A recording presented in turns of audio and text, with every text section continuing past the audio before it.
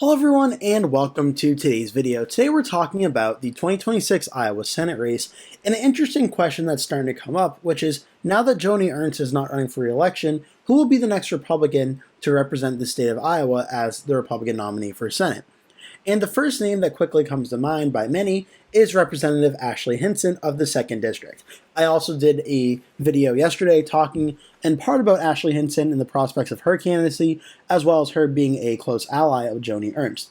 But this video, I also want to focus on another name that could potentially be very interesting, and that is close Trump ally Matthew Whitaker, who is now the U.S. ambassador to NATO, who also ran for the Senate back in 2014 when Joni Ernst first won the Republican primary and went on to be the nominee and then eventually the U.S. Senator. So this is interesting because the consensus has kind of been that Ashley Hinson is essentially like the Republican senator in waiting in Iowa, that if Joni Ernst decided not to run, Hinson would almost immediately jump in this race and she would likely be the favorite starting out. But what is interesting also is Matthew Whitaker is a very close ally of President Trump. Now, just to show you the 2014 results here when Joni Ernst won this Republican primary, it was not very close at all. Joni Ernst got first place, 56.2% of the vote. Matthew Whitaker was down here in fourth place at 7.5%. The main difference this time around, though, if Whitaker decided to jump in, is Whitaker would probably have the backing of President of the United States, Donald Trump. Trump appointed him to be U.S. ambassador to NATO, and he appointed him in his first term as acting attorney general for a little bit during that term as well. So Whitaker is clearly a top ally of President Trump, that if he decided to leave his post as ambassador to NATO and run for the Senate race, there would be a very real possibility that President Trump may make the endorsement for Whitaker in this race, especially considering Hinson is a close ally of Joni Ernst, who President Trump and Joni Ernst have not always seen eye to eye on every single issue, most notably the Pete Hegseth confirmation as Secretary of Defense back, I believe that was in January. So it could be a very interesting situation that could happen if Matthew Whitaker decided to jump in to the Senate race in Iowa.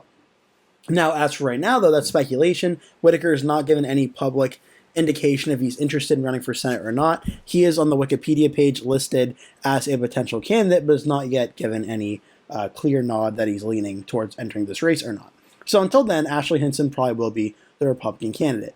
Now, it should be worth noting two Republicans are currently in this race. Jim Carlin and Joshua Smith, both of them entered this race before Joni Ernst dropped out, so they are still running, but the odds are that neither one of them will be the Republican nominee. It'll likely be someone that has a little bit more name recognition, like Ashley Hinson, or maybe even Matthew Whitaker, depending. Now, on the Democratic side, things are also very interesting, as it is a completely wide open primary on that side as well. So not only will Iowa's Republican primary be competitive, but the Democratic primary is also very competitive. Nathan Sage, the first Democrat to enter this race, is still running. Jackie Norris, the former chief of staff to First Lady Michelle Obama, is running in this race. Josh Turek, state representative from the 20th District, is running. And Zach Waltz, a state senator from the 43rd District in Iowa, is also running in this race. So this is a very competitive race right now. Already one candidate has dropped out. J.D. Scholten has dropped out of this race and given his endorsement to Josh Turek in this race. So he is the most notable endorsement on that one. Zach Waltz has the endorsement of former Representative Dave Losbeck of the Iowa 2nd District, has endorsed Zach Waltz. Waltz also has the endorsement of former Governor of Vermont, Howard Dean. You may recognize him from the video where he went, like, we're going to take back the White House, did like that scream that he's very famous for. He has endorsed him. And Patty Judge, the former governor of Iowa from 2007 to 2011, is also giving him the endorsement as well as four other state senators, and Tim Dwight, former NFL and University of Iowa football player. So this Democratic primary is going to be very fascinating to watch for as well and see how this all plays out. As for the general election, actually, it should be worth noting there is a Libertarian candidate, Thomas Lane, in this race that could potentially play an interesting role, as Libertarian votes in Joni Ernst's races have actually taken a pretty large percentage of the vote when she was running in past races.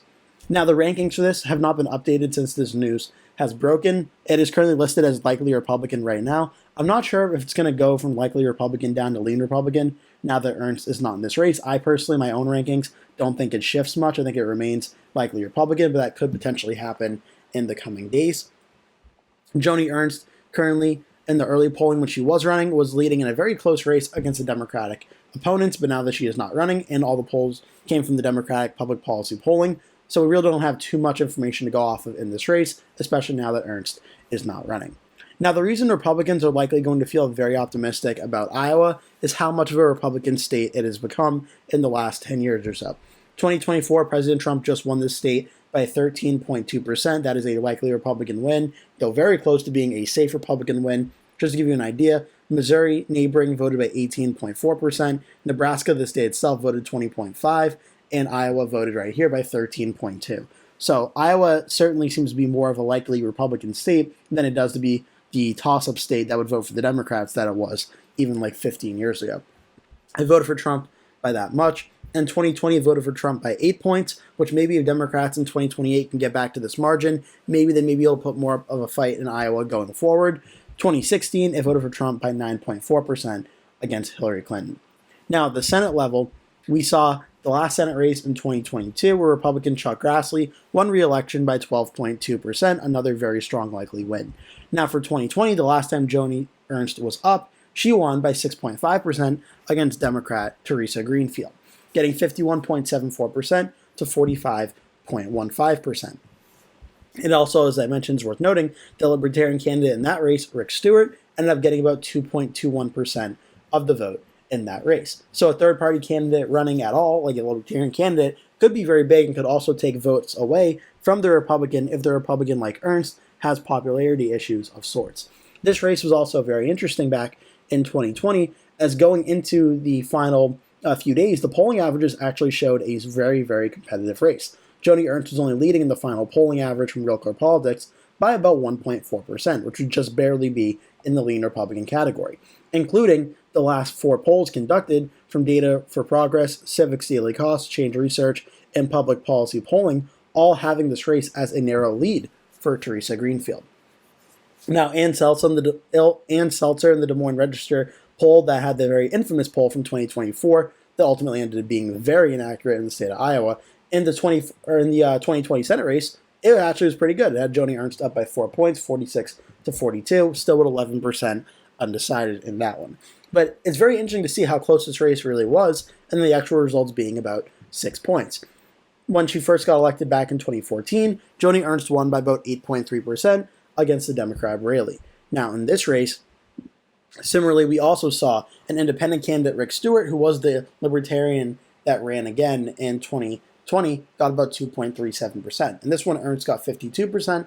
The Democrat Raley got 43.76%. So it's going to be interesting to watch this race in 2026, as this will be the first time we've seen the Senate race up in a year that should be really good for the Democrats.